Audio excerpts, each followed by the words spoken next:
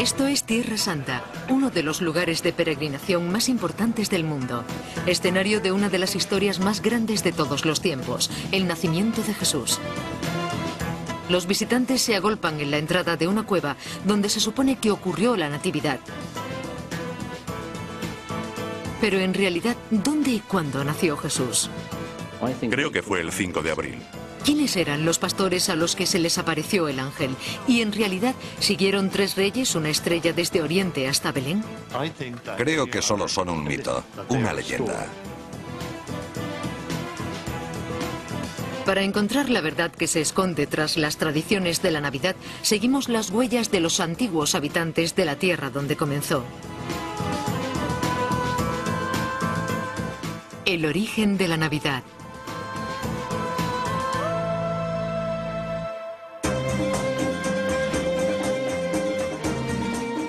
Para descubrir la verdadera historia de la Navidad y los milagros del nacimiento de Jesús, tenemos que viajar a las tierras situadas entre las arenas de Arabia y el mar Mediterráneo. Esto es Tierra Santa, donde los pasos de montaña conducen a pequeños oasis y los desiertos descienden hasta el Valle del Rift, donde el Mar Muerto descansa sobre el punto más bajo de la superficie de la Tierra. Una tierra de peregrinación y viajes rituales para los creyentes de las 3 grandes religiones, el judaísmo, el islam y el cristianismo. Para los cristianos es la tierra de Jesús. Ello le confiere un profundo significado espiritual.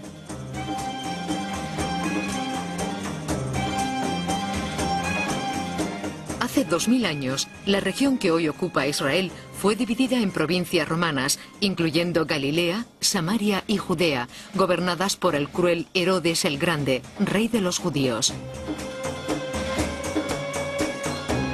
La historia de la Navidad comienza cerca de las brillantes costas del mar de Galilea.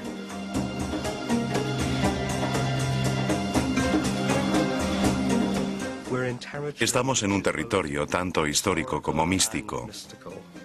La mayoría de la gente asume que el niño nació y vinieron los pastores y los reyes magos.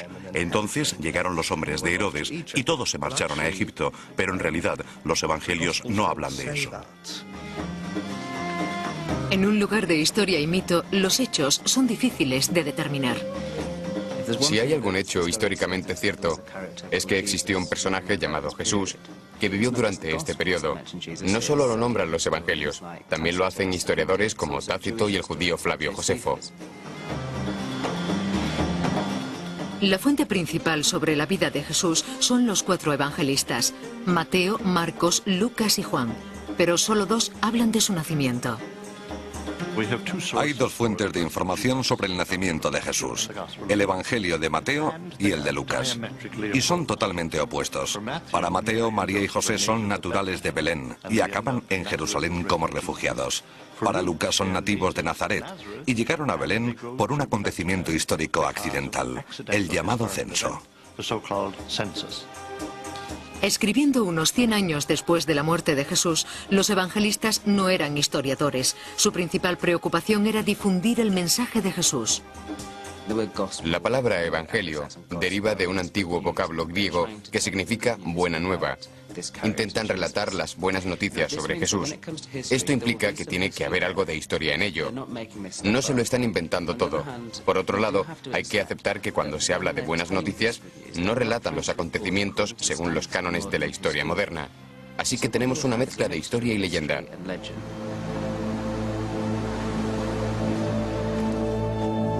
La historia nos cuenta que la vida en la época de Jesús era más dura de lo que sugiere la leyenda. Había una crisis económica casi perpetua, sobre todo durante la ocupación romana, porque una vez que los romanos llegaban a un lugar, lo consideraban como una despensa, así que supongo que para la mayoría fue una época muy dura. La mayoría judía odiaba la presencia romana. La Biblia hebrea o Antiguo Testamento les prometía la llegada de un Salvador, pero ¿cuándo y dónde nacería? La tradicional historia de Lucas sobre el nacimiento de Jesús comienza a unos 130 kilómetros de Jerusalén, en la provincia de Galilea, en la pequeña aldea de Nazaret. De repente, este pequeño y oscuro lugar de Galilea es nombrado por primera vez y es una de las cosas más precisas de la historia, porque nadie habría inventado que el Mesías procedería de este pequeño y desconocido pueblo. Es como venir del lugar más insignificante y aburrido que se pueda imaginar.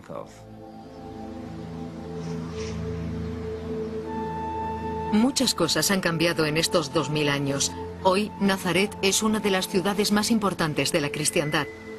Una de las mayores iglesias de Tierra Santa se alza en el centro del casco antiguo de la ciudad, la Basílica de la Anunciación, construida donde, se cree, estaba la casa de María. Bajo su torre se puede acceder a una cueva, el lugar exacto donde se dice que el ángel anunció a la Virgen María la llegada de Jesús. La Anunciación, la aparición del ángel Gabriel a una joven, María, anunciándole que concebiría un hijo sin relaciones sexuales. La virginidad de María es uno de los conceptos clave de la Iglesia cristiana y ha hecho de la Basílica de la Anunciación uno de los principales lugares de peregrinación religiosa desde el siglo XII. Para los estudiosos actuales, la idea de la virginidad de María causa polémica. Sin embargo, la Iglesia la aceptó desde el primer momento. Vieron que una historia era mucho más que un hecho. También es un mensaje y estaban más interesados en la verdad del mensaje que en los detalles sobre quién, qué y dónde. Estoy abierto a los milagros y también a las explicaciones humanas. Todo depende de cómo se juzgue, si la virginidad de María existió o no. Me refiero a que muchos estudiosos no pueden creerlo, así que lo descartan. Algunos creen que solo forma parte de la historia debido a un error de traducción. Hay una cuestión en los evangelios sobre si María era virgen o no, porque toda la teoría se mantiene o se derrumba dependiendo de la traducción de una de las palabras hebreas. Y existe un gran debate entre los estudiosos de la Biblia sobre si la palabra se traduce como virgen o como mujer joven, que es más apropiada.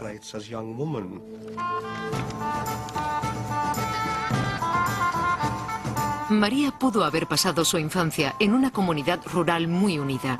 La vida entonces era relativamente corta, así que se casó mucho antes de cuando se hace hoy. Una de las cosas que sabemos por el Evangelio de Lucas es que María estaba prometida en matrimonio cuando se le apareció el ángel Gabriel. En aquella época, cuando una muchacha cumplía 12 años, su padre empezaba a buscarle un marido. Y cuando encontraba al hombre adecuado, negociaba el matrimonio con los padres del novio y solían establecer un noviazgo que duraba alrededor de un año. Una chica solía estar prometida a la edad de 13 o 14 años, se casaba a los 15 y fue en ese periodo de compromiso cuando el ángel Gabriel le anunció a María que iba a ser la madre de Jesús. Difícil petición la de quedarse embarazada fuera del matrimonio, aunque fuera Dios quien le encomendara la tarea.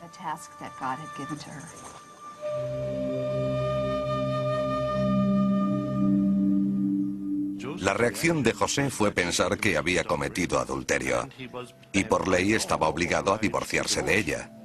Aún no estaban casados, pero romper un compromiso en aquella época era como un divorcio. Su intención, como buen judío, era dejarla.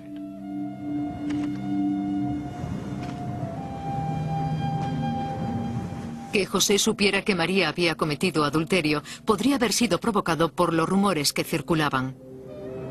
Uno de los aspectos interesantes del embarazo de María es que hay tradiciones sorprendentemente antiguas, fuentes anticristianas, que afirman que María tenía un romance con un soldado romano llamado Pantera. Durante mucho tiempo, la gente pensó que solo eran simples calumnias, pero ahora sabemos de la existencia de un soldado llamado Pantera que vivió en aquella época.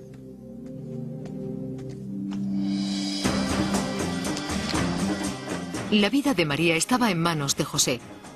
Hace 2000 años el castigo por infidelidad era la muerte por lapidación.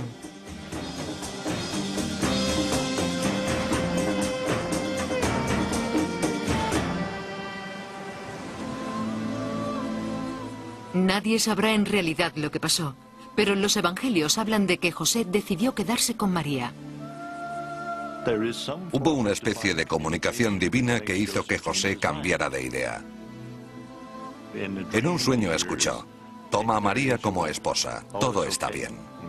¿Qué fue lo que entendió? ¿Cuál fue esa revelación? Podríamos especular durante años.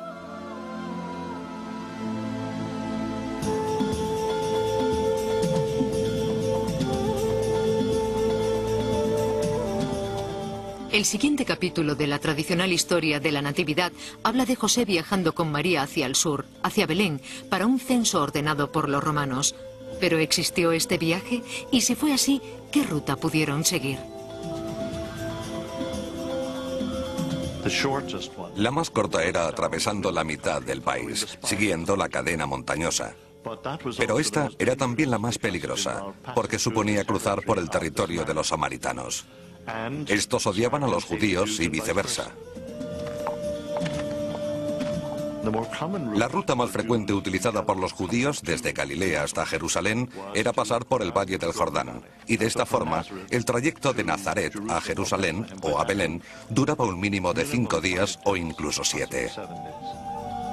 Tras caminar a lo largo del río Jordán, debieron dirigirse al oeste hacia Jericó y luego hacia Belén, situada a unos 13 kilómetros de la capital, Jerusalén.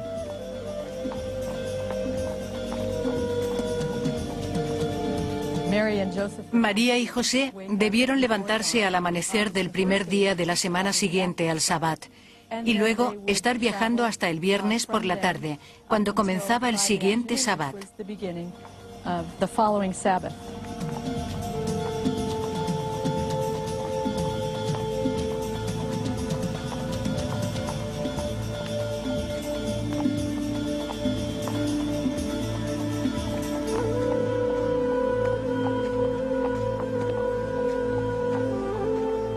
La imagen tradicional refleja a María montada en una burra guiada por José, pero hubiera sido demasiado insólito y muy peligroso viajar solos. Era muy peligroso y necesitaban reunirse en grandes grupos para protegerse durante un largo viaje. Viajaban con burros, en una caravana con mucha gente, no solos.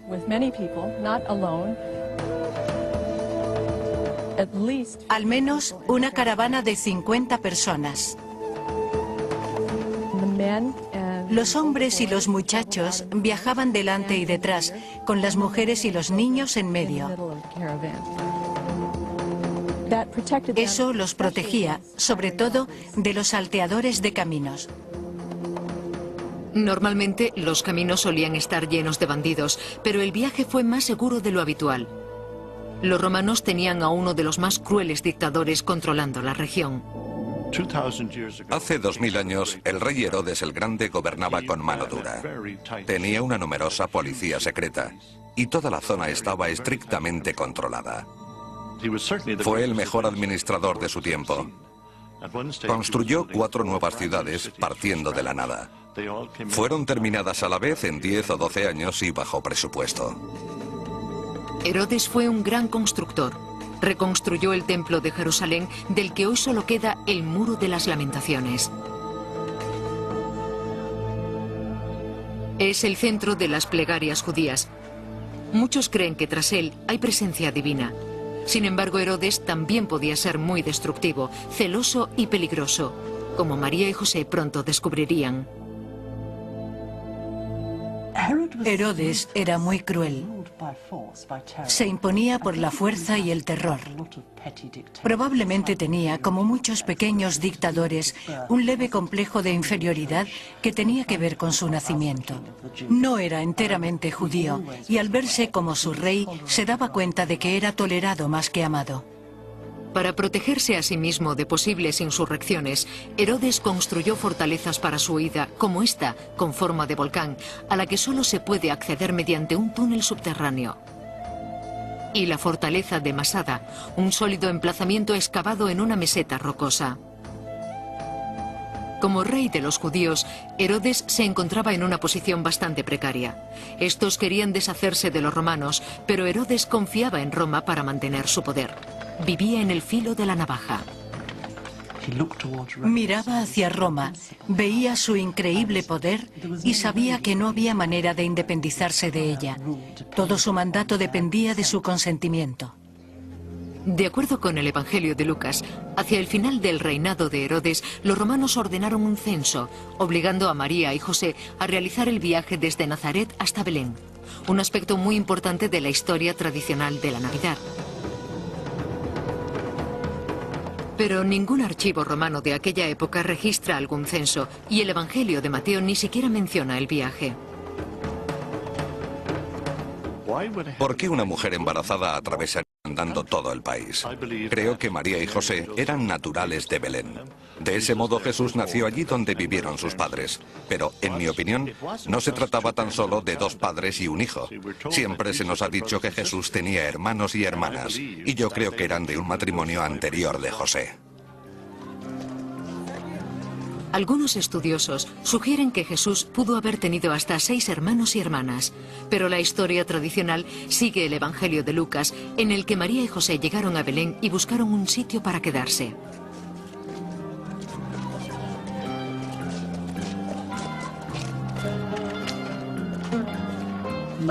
Mateo y Lucas tienen historias diferentes sobre el nacimiento de Jesús. ¿Por qué y dónde tuvo lugar? Se contradicen el uno al otro, y los dos no pueden ser ciertos. A los primeros cristianos eso no les importaba, aunque no eran estúpidos y podían comparar los hechos. Independientemente de si María y José llegaron a Nazaret o no, hoy en día Belén tiene una posición privilegiada en el corazón de la historia de la Natividad para peregrinos y turistas de todo el mundo. Pero, ¿qué es lo que le hizo tan especial hace 2000 años para que los evangelistas creyeran que Jesús nació aquí? En la historia judía también es el lugar de nacimiento del rey David. El propio David era llamado Mesías. Es el ungido de Dios y se espera la llegada de un hijo de David que será el verdadero Mesías, el gran Mesías del futuro. A pesar de lo que mucha gente pensara de Jesús, era el candidato perfecto para cumplir las expectativas. Haber nacido en Belén debió haber ayudado mucho a Jesús. La relación directa con el lugar de nacimiento del rey David convertía a Jesús en un Mesías más creíble. Pero, ¿en qué tipo de edificio nació? Una de las frases más célebres del Evangelio de Lucas es que no había habitación para ellos en la posada. Hay que tener en cuenta que está basada en la idea de que llegaron desde Nazaret. Yo no creo que existiera tal viaje, así que traduciría la frase de esta forma. No había espacio para ellos en la habitación, porque kataluma, que a menudo se traduce como posada, solo significa habitación grande. Por eso se aplicaba entonces a las posadas que tenían habitaciones grandes, y no había lugar para ellos en aquella habitación, por la familia previa de José, una mujer y 6 hijos. Los hombres habrían tenido que salir fuera, dejando espacio para que la mujer pariera, y eso era imposible. Ella era quien tenía que buscar un lugar tranquilo. La familia se enfrentaba a la cuestión de dónde podía dar a luz. La mayoría de las casas de Belén, durante el siglo I, estaban construidas en las laderas de las montañas, formando terrazas. En la planta superior estaban las mejores habitaciones de la casa. El nivel intermedio se utilizaba para cocinar y el resto de las actividades familiares.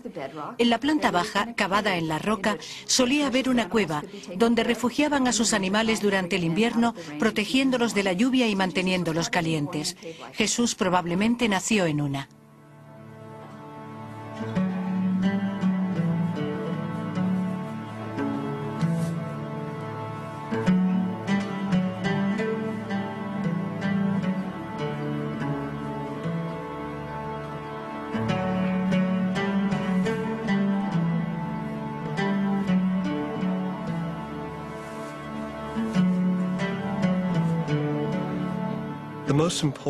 Lo más importante de la historia de la Natividad es que ese nacimiento ocurrió en realidad. Quizás un nacimiento milagroso, pero real, donde hubo una mujer, sangre, agua, dolor y agonía. Lo importante es que ese nacimiento tuvo lugar. Me refiero a que realmente existió.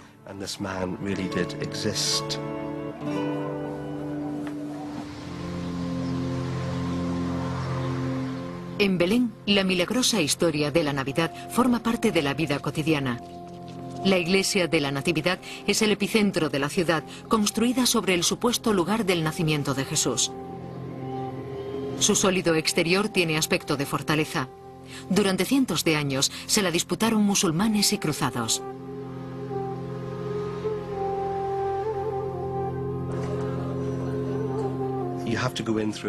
Hay que atravesar una pequeña puerta para entrar, que ha estado ahí desde la época de los cruzados. Se hizo así deliberadamente, para impedir la entrada a caballo, con intención de destruir la iglesia. Se percibe un sentimiento de humildad. Para entrar en este lugar sagrado hay que agacharse. Entonces se retrocede en la historia.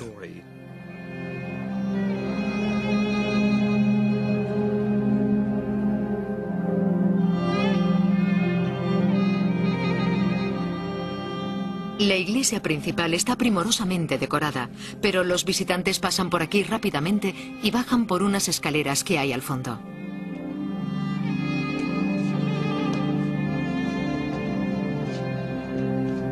Al final hay una cueva que representa el verdadero corazón de la cristiandad, el lugar donde se piensa que María dio a luz a Jesús.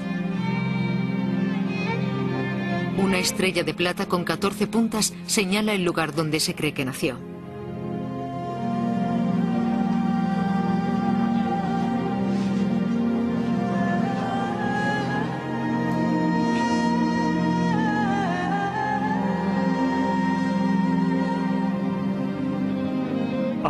Creo que la iglesia de la Natividad, en Belén, tiene muchas probabilidades de estar construida sobre el lugar en que nació Jesús. En primer lugar, consagra una cueva. Está situada bajo la iglesia. Es el centro de atención hoy en día y fue excavada en los años 60. Había vestigios de que fue utilizada para almacenar grano y para los animales durante el primer siglo antes y después de Cristo. La cueva comenzó a ser venerada muy pronto. Los peregrinos empezaron a llegar en el siglo II, pero hubo una explosión de turismo religioso en el siglo IV.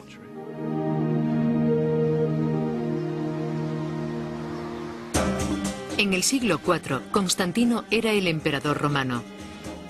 Legitimó el turismo religioso convirtiéndose él mismo en cristiano.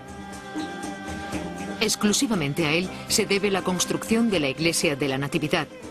Pero ¿cómo sabía él que ese era el lugar exacto del nacimiento de Jesús? La historia del descubrimiento de este lugar se debe al viaje de uno de los primeros peregrinos a Tierra Santa, Helena, la madre de Constantino. Helena tenía más de 70 años cuando viajó a Tierra Santa y buscó los lugares de nacimiento y crucifixión de Jesús.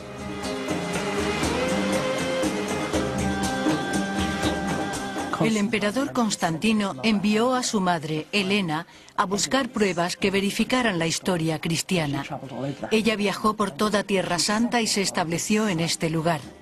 La razón es que en aquel sitio la gente recordaba que había existido un templo pagano. Antes de Constantino, los romanos habían intentado destruir por completo la cristiandad, levantando sus templos paganos sobre importantes lugares cristianos. Un lugar cristiano donde la gente se reunía para rezar y recordar el nacimiento de Jesús era uno de los primeros candidatos a ser devastado para construir un santuario pagano en él. Así que Helena encontró el templo pagano y decidió que fue allí donde había nacido Cristo. Con la conversión de Roma, la cristiandad se expandió por toda Europa y los peregrinos comenzaron a viajar a Tierra Santa a miles. En cada lugar de importancia en la vida de Jesús hay un edificio que lo conmemora. La iglesia de la Natividad es el lugar donde comenzó todo. Hay algo bastante impresionante en el hecho de bajar las escaleras y entrar en la pequeña cámara.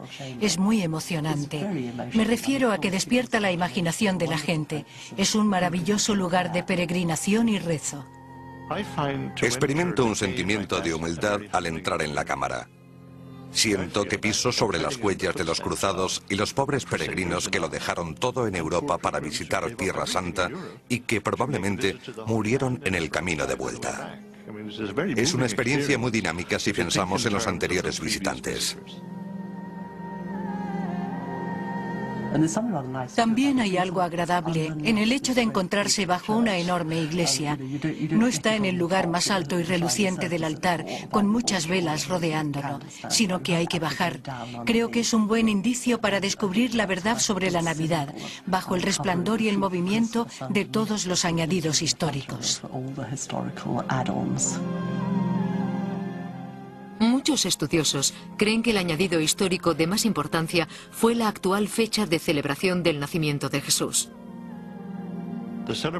La celebración del nacimiento de Jesús es el 25 de diciembre y se debe únicamente a una decisión arbitraria tomada por el emperador Constantino. Quería que coincidiera con la fiesta pagana del Hijo Invencible de los auténticos vencedores. Esta famosa fiesta romana, que representaba la victoria de la luz frente a las tinieblas, fue elegida por el todopoderoso emperador Constantino como el día de Navidad. La cristiandad fue sustituyendo a la religión pagana del mundo antiguo.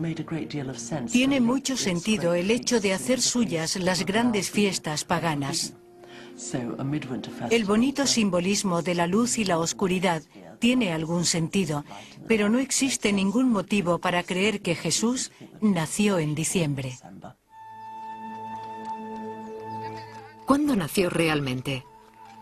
En aquella época no existían archivos de nacimientos, pero ¿hay algo en la propia historia que pueda servirnos de pista? Sabemos bastante sobre cómo era Belén hace 2000 años debido al trabajo de los arqueólogos. En la época del nacimiento de Cristo, la ciudad era una simple aldea, y así hubiera seguido, cultivando la tierra del gran valle que se extiende ante ella, pero se encontraba al borde del desierto, donde la tierra es pobre para la agricultura, pero excelente para el pastoreo de ovejas. De acuerdo con la historia, los pastores sacaban sus rebaños a pastar en la época en que Jesús nació, pero ¿podrían haberlo hecho en realidad con las heladas de invierno y las frecuentes lluvias de la zona? El invierno es muy frío en esa parte del mundo y probablemente era imposible estar en el campo en esa época. Hay una razón más poderosa para pensar que nació en primavera y para que los pastores pasaran la noche fuera vigilando. Es la época en que nacen los corderos. Ya fuera en primavera o en invierno, el Evangelio de Lucas dice que los asustados pastores fueron informados del nacimiento por una visita angelical. Vivían en un mundo en el que Dios aparece donde hay ángeles. Si la gente tiene en su mente el vocabulario, la imaginería de una visita angelical, son propensos a experimentarla. Creo que deberían haberse asustado, pero no lo hicieron. Diría que no tuvieron por qué sorprenderse. Algunos creen que aquello tiene una explicación más terrenal que la visita de un ángel. En una aldea tan pequeña, los pastores debían conocer el estado de María, sobre todo si ella y José eran naturales de allí, como sugiere el Evangelio de Mateo. Lo que creo que ocurrió es que tenían parientes pastores. Y una vez María dio a luz a Jesús, enviaron a una pareja de jóvenes para que le dijeran a sus tíos o primos que tanto la madre como el hijo estaban bien. Ellos eran mensajeros. La palabra para denominarlos es angeloi, y aquello sugirió a Lucas que se trataba de mensajeros divinos. Así que, en vez de una pareja de niños avisando a sus tíos, tenemos mensajeros celestiales, ángeles que hablaban al mundo. Lucas da una dimensión teológica a simples acontecimientos mundanos. Nunca sabremos si aparecieron realmente ángeles, pero ¿había algo especial respecto a los pastores para ser los primeros en recibir las buenas noticias? Los pastores solían ser de clase baja. En la ley judía no existe nada parecido a un buen pastor. Los pastores son, por definición, criminales, porque al no ser vistos podían robar lana y vender carne. Todo esto era posible. Así que quizás la aparición de un ángel a los pastores tenga un significado mítico. Se trata más de un mensaje que de un hecho. Jesús dirigió su mensaje a lo más bajo de la sociedad, a los pobres y abatidos, a la gente que no tenía ninguna influencia política o religiosa. De este modo, Jesús, que más adelante ayudaría a los pobres, de pequeño ayudó a los pastores.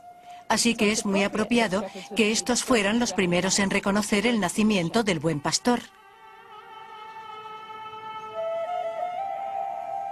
En la versión de la historia de Mateo no se menciona a los pastores, pero añade otro grupo a la escena de la Natividad, los Reyes Magos de Oriente, que viajan hacia Belén para visitar al niño Jesús guiados por una nueva estrella. Los cielos hervían de actividad en aquella época, pero ¿existe alguna evidencia que demuestre su improbable viaje? Si retrocedemos 2000 años, la gente no distinguía entre astronomía y astrología. Formaban parte de un todo, y la gente creía que las estrellas eran indicadores. Esa era su finalidad en el cielo, decirnos qué hacían los dioses y qué nos deparaba el futuro. Existen evidencias astronómicas de aquella época que sustentan la aparición de una nueva estrella y otras actividades celestiales que podían haber inspirado el viaje de los tres reyes, pero también sugieren que el año tradicional del nacimiento es erróneo. Todo comenzó en el año 7 a.C., cuando dos planetas, Júpiter y Saturno, se acercaron demasiado, de modo que cuando se miraba al cielo parecían ser una sola estrella. Saturno estaba aquí y Júpiter aquí. Al día siguiente se acercaban un poco más, y así cada vez más, hasta que casi formaban un solo planeta. Esto ocurrió 3 veces en el año 7 a.C. Los astrónomos de aquella época pudieron haber interpretado este hecho en términos astrológicos. Para ellos, Saturno era el Padre Celestial, el más grande de todos los dioses, y Júpiter era su hijo. Su unión era símbolo de que un nuevo dios iba a nacer. En el año 6 a.C., otro planeta se une a Júpiter y Saturno en el cielo. Se trata de Marte, y esto les indicaba que el rey que iba a nacer sería muy poderoso. También sabían dónde iba a nacer por medio de su astrología, porque la conjunción de Júpiter y Saturno, que así se llama, se dio en una constelación de estrellas denominada Piscis. Seguimos llamándola así hoy, y Piscis en el cielo representa a Israel en la tierra, así que los magos sabían que este poderoso hijo de Dios nacería allí, pero no sabían cuándo.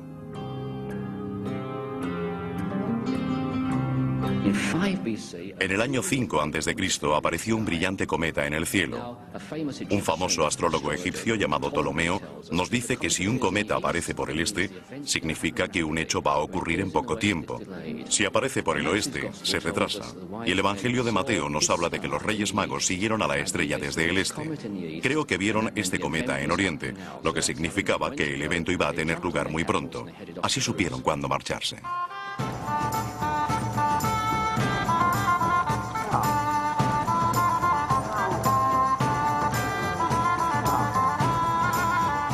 Mateo dice que los Reyes Magos vinieron de Oriente, pero si existieron en realidad, ¿de dónde exactamente? Afirma que trajeron oro, incienso y mirra, regalos que probablemente compraron por el camino si llegaron por la ruta de las especias. La ruta de las especias comenzaba en el Yemen actual. Cruzaba Arabia Saudita y terminaba en Gaza. Tardaron unos 60 días y traían especias, oro e incienso, que valía su peso en oro. El valioso comercio de especias estaba dominado por el Yemen. Los árboles de incienso aún crecen en los bordes del desierto. La resina aromática se recoge y se convierte en incienso. Uno de los regalos que Mateo afirma llevaron los Reyes Magos a Jesús.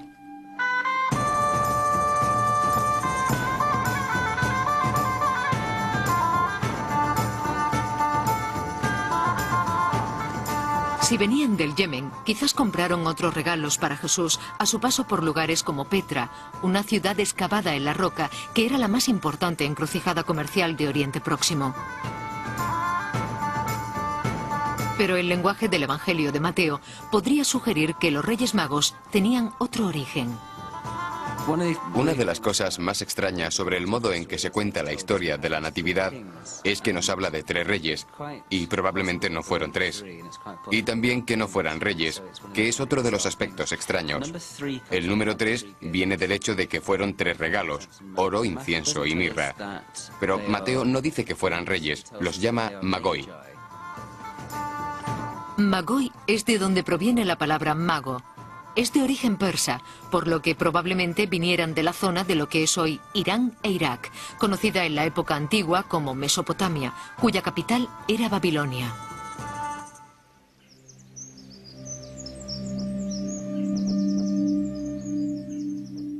Los babilonios estaban en la vanguardia de la ciencia astrológica. Conocían el cielo como nadie de Oriente Próximo.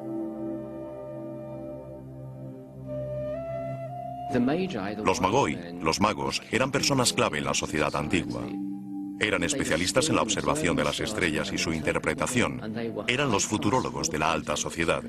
Existen textos de literatura antigua que hablan de magos que trabajaban para Nerón y para Herodes en el año 10 de nuestra era. Pudieron haberles predicho el futuro y ser muy bien pagados por ello.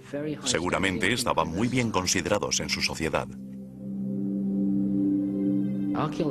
Los arqueólogos descubrieron estas tablas de arcilla a unos 50 kilómetros al norte de la antigua Babilonia, donde se describe la triple conjunción de Júpiter y Saturno en el año 7 a.C.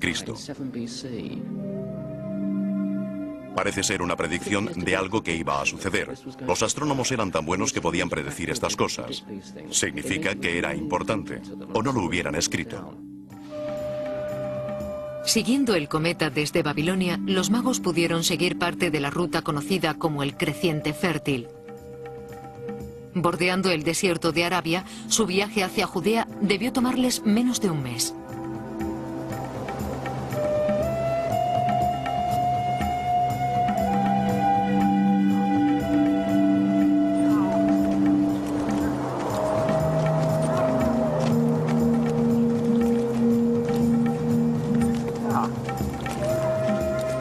Los Reyes Magos llegaron a Tierra Santa, pero en vez de dirigirse a Belén, fueron a Jerusalén.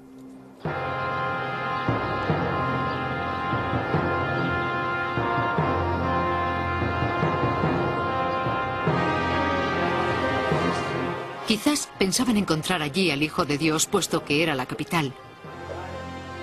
O quizás visitaron el palacio para hacer una visita de cortesía a Herodes. Según Mateo, le preguntaron dónde estaba, quién había nacido como rey de los judíos, por el que habían visto la estrella en Oriente y a quien venían a adorar. Por cuanto sabía Herodes, ya había un rey de los judíos, él. Pudo haber ocurrido que pararan en Jerusalén antes de llegar a Belén para visitar al niño. Si fue así, pudieron contar historias sobre lo que habían visto en las estrellas, profecías que creían que tendrían lugar, despertando así los celos de un rey como Herodes. Herodes les dijo que se marcharan y que cuando encontraran al niño vinieran a decírselo para que él también pudiera ir a adorarlo. Lo que ellos no sabían es la ironía de que Herodes no le recibiría con los brazos abiertos, sino que haría todo lo posible para que su misión fracasara.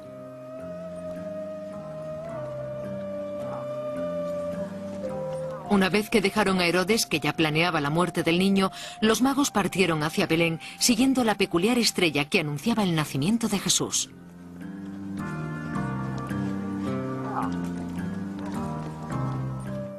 Y mientras viajaban a Belén, según el Evangelio de Mateo, vieron a la estrella frente a ellos que permanecía sobre el lugar en que Cristo había nacido.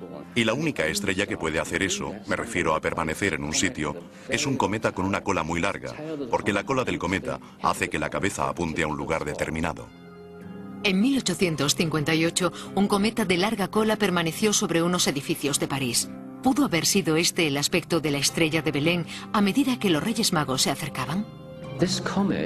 El cometa es descrito en documentos chinos de la época como un cometa de cola muy larga que apareció en el año 5 a.C.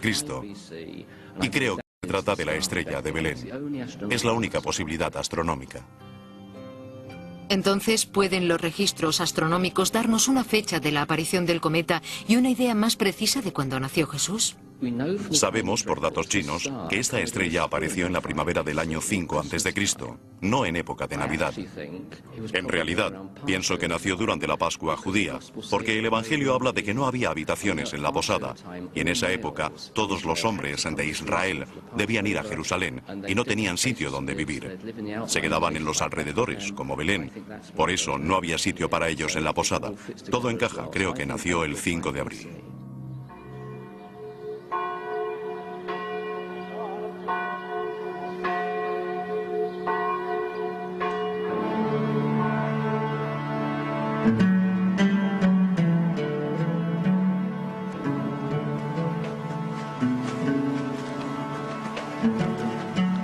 La llegada de los Reyes Magos y la ofrenda de regalos completan la imagen tradicional de la Natividad.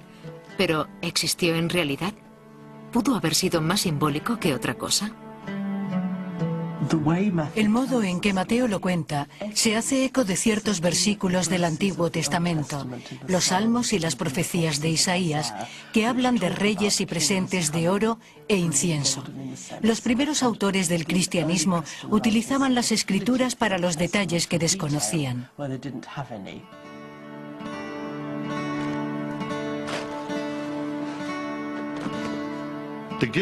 Los regalos se mencionan como dinero y especias.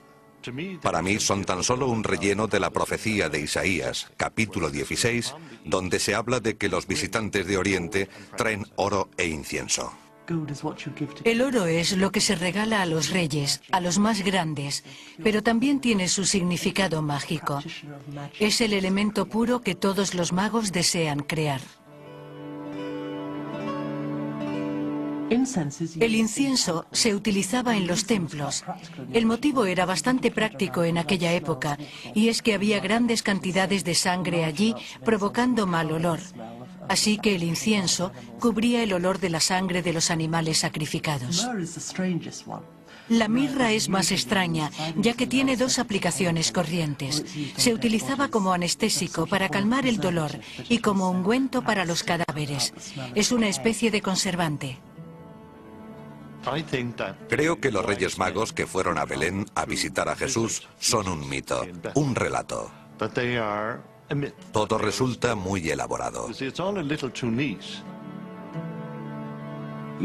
Hoy sería imposible imaginar que si naciera un niño en un barrio pobre, en una mísera parte del mundo, apareciera el presidente de los Estados Unidos para entregarle riquezas que nunca hubieran imaginado. Nos resulta históricamente plausible, pero en realidad es una hermosa fantasía. Existieran los Reyes Magos o no, el homenaje que rindieron al niño Jesús es una de las imágenes clásicas de Navidad. Pero la iglesia de la Natividad, donde se dice que tuvo lugar este hecho, oculta un oscuro secreto.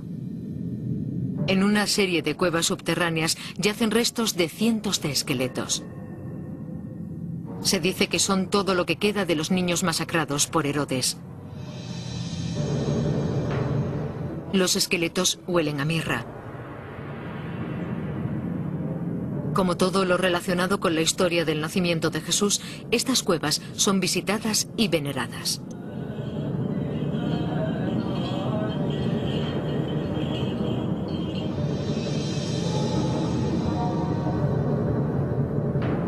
Según el Evangelio de Mateo, Herodes había pedido a los Reyes Magos que le informaran del paradero de Jesús, pretendiendo controlar la amenaza de un nuevo rey de los judíos. Su posición de poder era muy frágil. Si era incapaz de mantener al pueblo judío razonablemente tranquilo, sería destronado.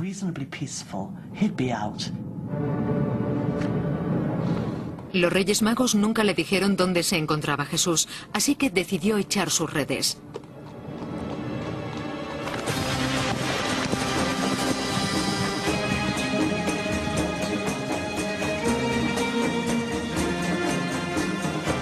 Envió soldados a Belén para matar a todos los recién nacidos varones.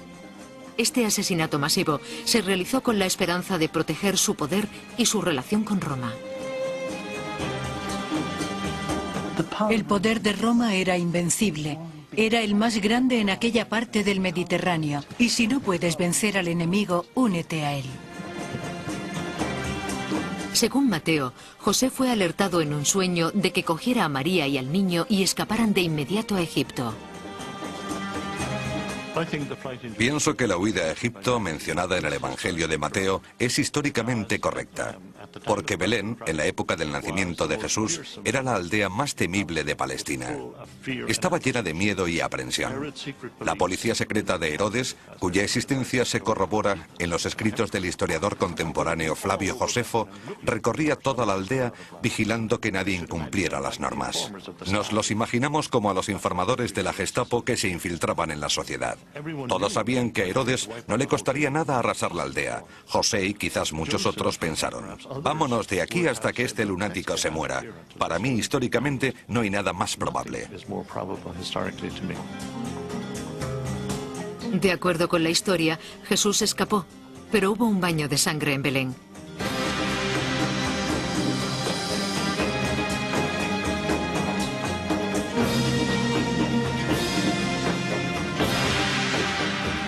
La matanza de los inocentes.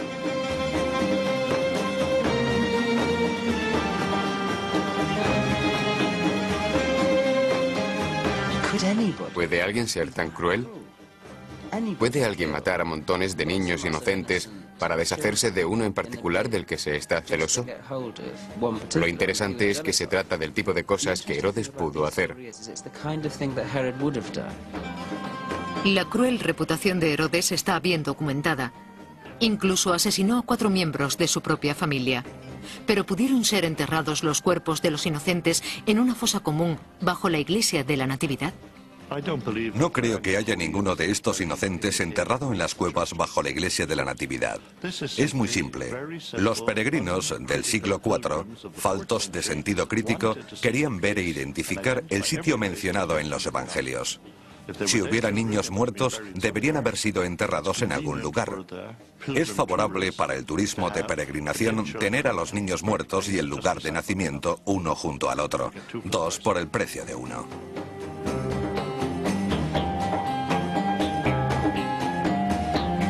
Hubiera matanza o no, la huida a Egipto tuvo que presentar muchas dificultades físicas y psicológicas. Era un viaje muy peligroso y también era muy extraño que lo realizara gente judía, porque Egipto siempre había representado la tierra de la opresión. Eso revela la terrible represión a la que estaban sometidos en su hogar, como para tener que huir a un lugar que históricamente está relacionado con la opresión. El Egipto bíblico es retratado como una tierra de esclavitud vencida por Moisés, así que la huida de Jesús debió ser muy simbólica para la gente de aquella época. Otro elemento a destacar es el intento de Mateo de adornar la historia con un nuevo Moisés y un nuevo Israel que escapa del cautiverio. Y lo que intentan los evangelistas es mostrar a los lectores que esos hechos son de gran importancia en relación con los planes de Dios, el destino de Dios para el Mesías y para su pueblo.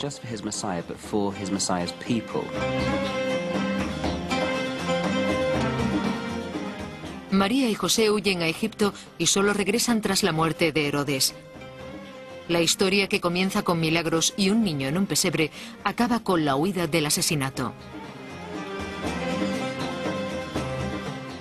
La historia de la Natividad, sobre todo cuando se le aplica su verdadera dimensión real, es de gran importancia hoy. Quizás sea más importante que cualquier otro periodo de la historia, porque Jesús, siendo un niño, es forzado a huir de Belén, al verse amenazada su vida. En otras palabras, su niñez refleja la de muchos niños de hoy, obligados a huir por culpa de la guerra.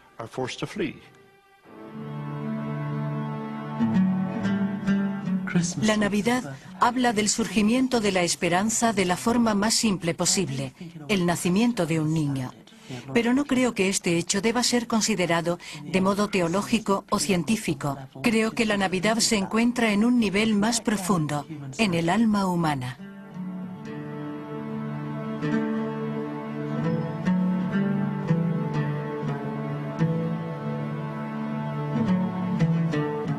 La historia de la Navidad tiene un lugar en el corazón de millones de personas. Cuando los peregrinos llegan a Tierra Santa, siguen los pasos de sus profetas y reyes. Aquí, la leyenda y el mito surgen de la raíz de una verdadera vida humana, que inspiró una de las mayores historias de todos los tiempos, el nacimiento de Jesús, el origen de la Navidad.